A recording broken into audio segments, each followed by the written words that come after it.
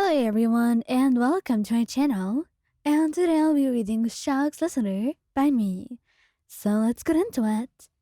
Xiao was a little late coming home today. And honestly, you were disappointed. Since you wanted to spend time with him. Because in the last few weeks, he's been very busy. Of course there are important matters. And you knew that you were so hearty in the end. But sometimes, in situations like these, people's lives weighed more than just spending some time with you and being happy. And you agreed with him on that one. So it wasn't like you were mad at him or upset. You were just disappointed, is all, in your circumstances. Because you knew Xiao was doing his absolute best and working so hard, and you could never be mad at him for doing that. After all, he did make a contract with Strongly, so it wasn't like you could just break it one day, right? And he was going to fulfill it, dutifully so. And he never minded it either.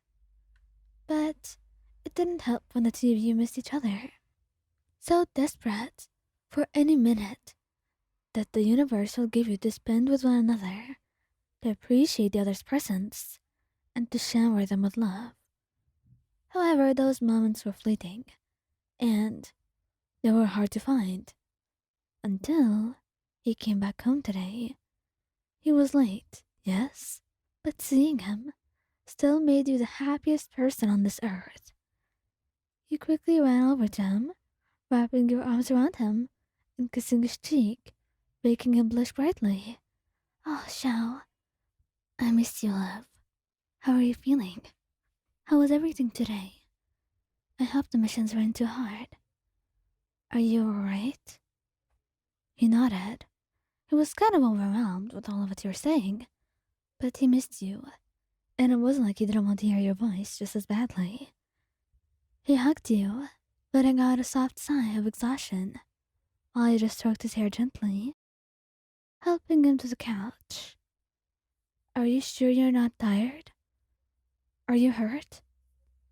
I'm not hurt. I'm fine.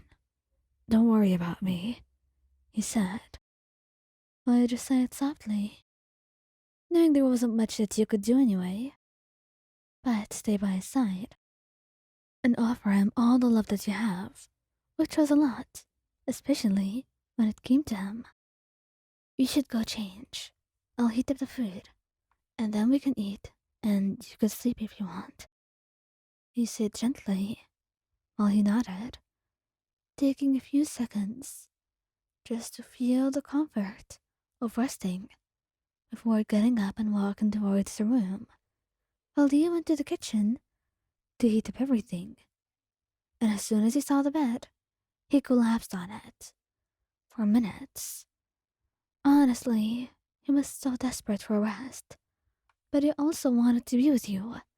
And it wasn't like this time of business would end anytime soon. He didn't know how to create balance between the two. Especially since mischievous things were happening by Fatui lately. Hopefully those meddling people would stop bothering him. Then he'd be able to spend more time with you. And Ganya was working on it too, and so was Chiching. He trusted them. He knew they always did their best, just like he did too. And after a little bit of resting, he got up to change, taking off his shirt. And that's when you walked in on him. Xiao, the food is done. Are you sure you want to... Oh. You stared, blushing. And if you were blushing normally, then he was just as red as a tomato, staring at you. Lion, he murmured, speechless, feeling like he couldn't find the words, not even knowing what he wanted to say. But your eyes, they were eating him up, more than the dinner that you were just eating up right now. He looked gorgeous, beautiful like that. He would never let you see him shirtless. You have only seen him a few times, too few to be honest, and you were dating for months, approaching a year.